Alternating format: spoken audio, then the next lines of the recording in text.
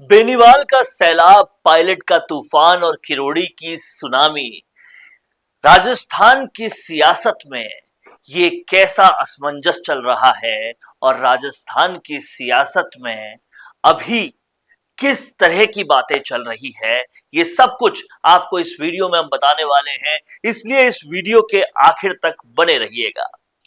हनुमान बेनीवाल है कि बहुत तेजी से सरकार के खिलाफ अपना एजेंडा बुलंद किए हुए हैं। एसआई भर्ती पे बहुत जबरदस्त तरीके से लगातार कितने ही दिन आंदोलन करने के बाद हनुमान बेनीवाल के लिए सोचा गया था कि अब वो राजस्थान के बाद वापस दिल्ली की सियासत में उतरेंगे, लेकिन वो एक अलग ही तरह की सियासत में उतर गए और वो सियासत थी अपना विधायक वाला फ्लैट बचाने की। और उस सियासत के चलते उन्होंने हाई कोर्ट में ही केस दायर कर दिया। हाई कोर्ट ने साफ कहा, सांसद बन गए हो, अपना घर आपके पास है, विधायक का घर छोड़ दो। ऐसे में उनकी वकील कहती है ये बात विधायक के घर की नहीं है, ये बात हनुमान बेनीवाल के फ्लैट की नहीं है। बात ये है कि बाकी लोगों के पास फ्लैट है जिन्होंने विधायकी छोड़ दी, केवल हम ही क्यों, ये सिलेक्टिव पॉलिटिक्स क्यों। तो हनुमान बेनीवाल का सारा कंसंट्रेशन अपने फ्लैट पे आ टिका है और बिजली का बिल जो भरा नहीं वो केस भी चल रहा है, लेकिन उनकी बिजली तो जनरेटर से अभी भी चल रही है। और कहीं ना कहीं हनुमान बेनीवाल की ये सियासत उन पर एक बड़ा प्रश्न न खड़ा कर दे कि जनता के लिए काम करते करते अपने फ्लैट बचाने पर क्यों आ गए हो सांसद साहब, जबकि दिल्ली में बढ़िया फ्लैट है और भी आपके पास कई सारे फ्लैट और कई सारे ऑप्शंस हैं, उसके बाद इसकी कहां जरूरत थी। बात अगर सचिन पायलट की करें तो सचिन पायलट के तूफानी अंदाज में जो सियासत चल रही है वो बहुत ही जबरदस्त है। वो छाए हुए हैं दिल्ली में, वो छाए हुए हैं टोंक में, वो पूरी तरह से छाए हुए हैं जहां पर वो प्रभारी है वहां पर भी, और छाए हुए हैं मध्य प्रदेश में भी। हर जगह सचिन पायलट का पूरा बोलबाला है।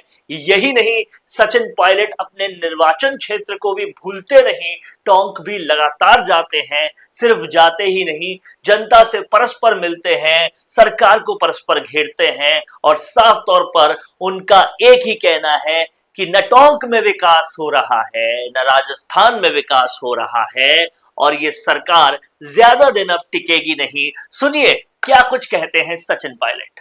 अभी भी निर्वाचन आयोग ने जो वोटर की लिस्ट होती है वो हम लोगों को उपलब्ध नहीं कराई है और राहुल जी खुद कह चुके हैं कि बहुत जल्द वो एक इससे बड़ा खुलासा करने जा रहे हैं। हमें थोड़ा इंतजार करना चाहिए, लेकिन पूरे देश भर में लोगों के मौलिक अधिकार, उनमें से सबसे बड़ा अधिकार होता है वोट का अधिकार। प्रति व्यक्ति एक वोट सबको देने का अधिकार है।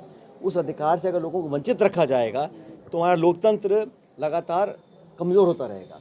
देश में आसपास के जो पड़ोसी मुल्क हैं वहाँ जो हालात पैदा हो रहे हैं वो भी चिंता का विषय है, लेकिन भारतवर्ष में हमारी जड़ें बहुत मजबूत हैं लोकतंत्र की। लेकिन कांग्रेस पार्टी ने निर्णय लिया है कि समूचे भारतवर्ष में जो अभी वोट अधिकार रैली निकाली है बिहार में, उसके बाद हमारे तमाम राज्यों के अंदर हम अभियान चला रहे हैं।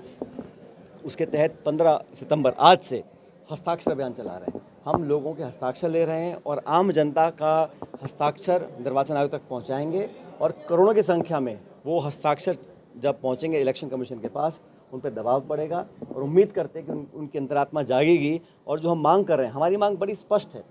हम आरोप भी नहीं लगा रहे हैं। अगर गड़बड़ी पाई गई है, चोरी पकड़ी गई है, तो उसका सुधार करने के लिए निर्वाचन आयोग क्या कर रहा है, और इस बजाय इसके कि बीजेपी के प्रवक्ता जवाब दें, बेहतर ये होगा कि निर्वाचन आयोग खुद एक जांच स्थापित करे और तथ्यों की जानकारी ले। जो उठाए विधानसभा के अंदर बड़ा दुर्भाग्यपूर्ण है। और ये जो कैमरों के माध्यम से अगर कोई जासूसी करने की कोशिश कर रहा है तो वो नियम, मर्यादा, परंपराओं के सख्त विरुद्ध में है। ऐसा होना नहीं चाहिए। और खासकर विपक्ष जो लोग हैं, हम लोग सदन के अंदर क्या रणनीति बना रहे हैं, क्या हमारे एक्शंस रहेंगे, हम लोग अल्टीमेटली जनता की आवाज़ उठाने के लिए वहाँ गए हैं। तो ये जो निगरानी करने का जो एक मामला सामने आया है बड़ा दुर्भाग्यपूर्ण है। इसकी बहुत उच्च लेवल पर जांच होनी चाहिए और अगर कोई दोषी है उस पर उचित कार्रवाई होनी चाहिए। टोंक में जो कहते हैं वो तो आपने सुन ही लिया, लेकिन टोंक के अलावा एक घमासान पायलट वर्सेस सतीश पूनिया और किरोड़ी चल रहा है दिल्ली में भी।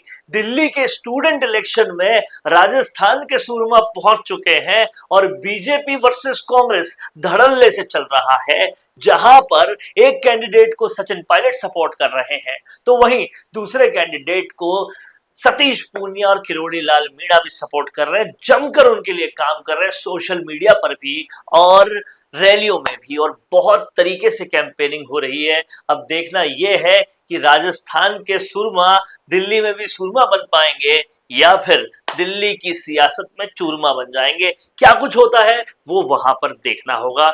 इसी के साथ साथ राजस्थान की राजनीति में एक दिलचस्प मोड़ ये भी आ रहा है कि तीसरे मोर्चे का कंपटीशन और भी दिलचस्प होता जा रहा है। नरेश मीणा की भगत सिंह ब्रिगेड जो है उसमें कुछ नए नेता बनने को पूरी तरह से तैयार है। मनोज मीणा से लेकर विकास विधुड़ी से लेकर आरएलपी और कहीं ना कहीं नरेश मीणा की भगत सिंह ब्रिगेड दोनों में अपने पैर जमाए हुए हैं, ताकि कहीं से भी डेब्यू मिले तो सियासत में अपनी शुरुआत जरूर कर देंगे। इसी के साथ साथ नरेश मीणा के धरने में कई लोग अपने पॉलिटिकल करियर को बनाने की शुरुआत कर रहे हैं। बात नरेश मीणा की जहां तक हो रही थी तो किरोड़ी की बात भी होनी चाहिए। किरोड़ी लाल मीणा भले ही उम्र में बड़े हैं, लेकिन उम्र में जो छोटे लोग हैं उनसे ज्यादा स्फूर्ति के साथ काम कर रहे हैं। वो दिल्ली और जयपुर और राजस्थान हर जगह पर पूरी तूफानी तरीके से काम दिखा रहे हैं। कृषि विभाग में भी जहां लगातार बैठकें हो रही है, लगातार काम हो रहा है, तो वहीं दिल्ली में भी अपने पैर जमाए हुए हैं कि अगर मंत्रिमंडल फेरबदल होगा तो किरोड़ी लाल मीणा का बहुत कुछ बढ़िया होने वाला है, और एक्शन में मंत्री है तो हो भी क्यों ना। राजस्थान की सियासत में ये तमाम सारे घटनाक्रम चल रहे हैं और दूसरी तरफ सीएम भजनलाल शर्मा पूरी तरह से प्रधानमंत्री मोदी के जन्मदिन को बहुत जबरदस्त तरीके से मनवाने के लिए सेवा पखवाड़े की शानदार तैयारी कर रहे हैं, जो कि शुरू हो चुका है। और प्रधानमंत्री मोदी का बर्थडे का राजस्थान से जो सेलिब्रेशन है वो सबसे बढ़िया होना चाहिए, इस पर सीएम भजनलाल शर्मा का फुल फोकस दिखाई दे रहा है। सियासत में ये सब कुछ आप देख पा रहे हैं, फैक्ट्स के साथ हम आपको बता रहे हैं। क्या कुछ कहना है आपका कमेंट बॉक्स में जरूर लिखिए। देखते रहिए द फैक्ट इंडिया, क्योंकि हम बात करते हैं फैक्ट्स पर। तो दिखता नहीं है वो चलता नहीं है, लेकिन प्रॉब्लम तो यही है कि अपने बिजनेस को दिखाएं कैसे, पूरे इंडिया तक उसको पहुंचाएं कैसे।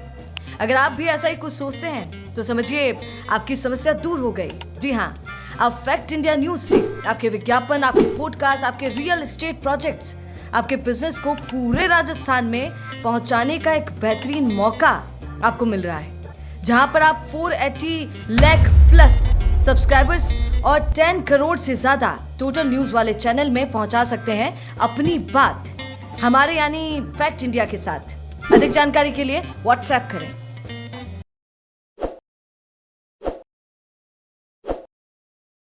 ताज़ा खबरों के लिए विजिट करें द फैक्ट इंडिया की वेबसाइट और डाउनलोड करें द फैक्ट इंडिया ऐप।